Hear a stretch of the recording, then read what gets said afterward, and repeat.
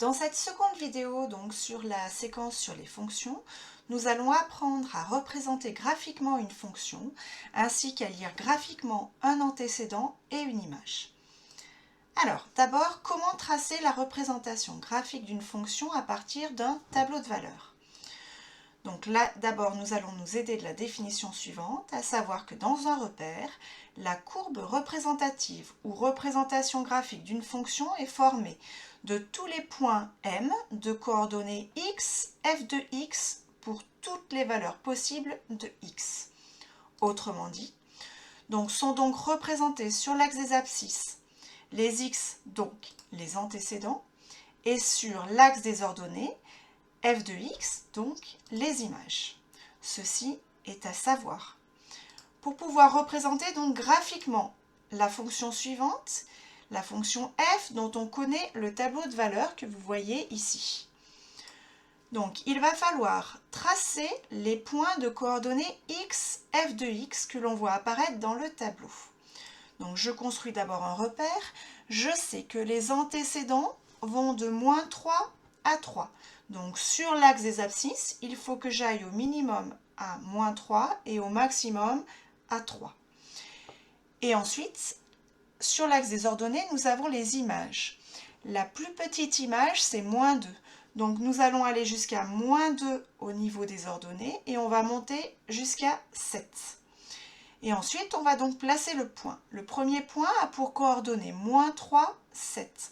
Donc moins 3, 7, il se situe ici. Le deuxième point a pour coordonnées moins 2, 2, c'est celui-là. Nous avons ensuite moins 1, qui est ici.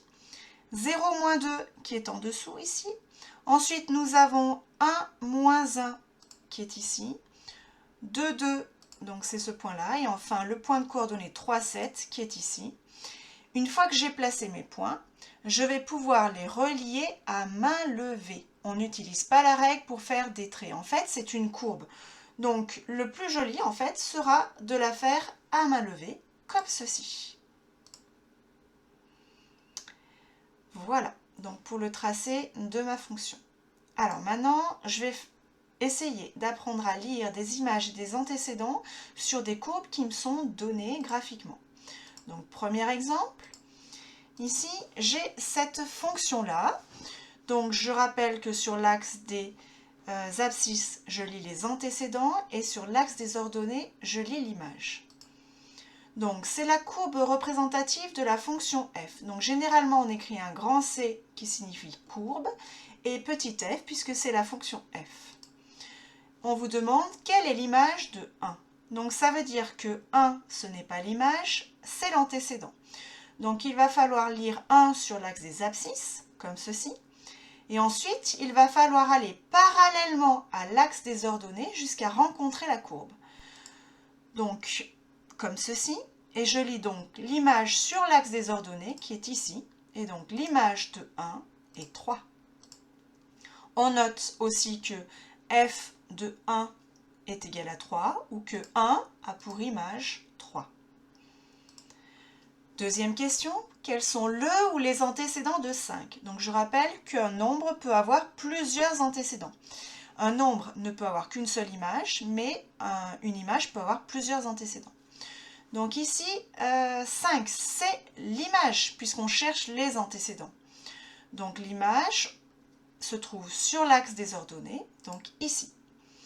Et on va donc tracer un trait parallèlement à l'axe des abscisses, comme ceci. Et on va rencontrer en fait la courbe deux fois à deux endroits, puisqu'on a deux points d'intersection avec la courbe. Donc les deux antécédents sont 0 et 3.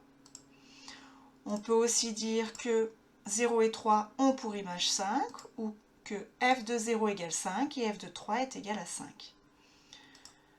Deuxième exemple. Donc cette fois-ci, j'utilise cette courbe qui est une parabole. Et c'est la courbe représentative de la fonction g, donc je note CG. La première question est quelle est l'image de 2? Alors, si je cherche l'image de 2, ça veut dire que 2 c'est l'antécédent, et donc l'antécédent, je le trouve sur l'axe des abscisses, ici. Et il faut que je regarde parallèlement à l'axe des ordonnées, où est-ce que je vais croiser la courbe? Et je la croise en fait exactement à cet endroit, au même endroit ici. Et donc je lis sur l'axe des ordonnées l'image correspondante qui est donc 0. Conclusion, l'image de 2 est 0, ou je peux dire que 2 a pour image 0, ou alors que G de 2 est égal à 0. Deuxième question, quels sont le ou les antécédents de 4? Donc 4, cette fois-ci, c'est l'image puisque je cherche les antécédents. Donc l'image se trouve sur l'axe des ordonnées ici. Et donc je vais tracer un trait parallèle à l'axe des abscisses.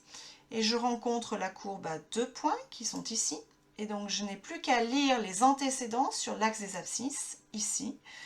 Donc je lis comme antécédents moins 2 et 3. Donc je peux dire que moins 2 et 3 sont les antécédents de 4. Je peux dire que moins 2 et 3 ont pour image 4, ou que G de moins 2 est égal à 4 et G de 3 est égal à 4. Voilà, c'est terminé pour cette vidéo.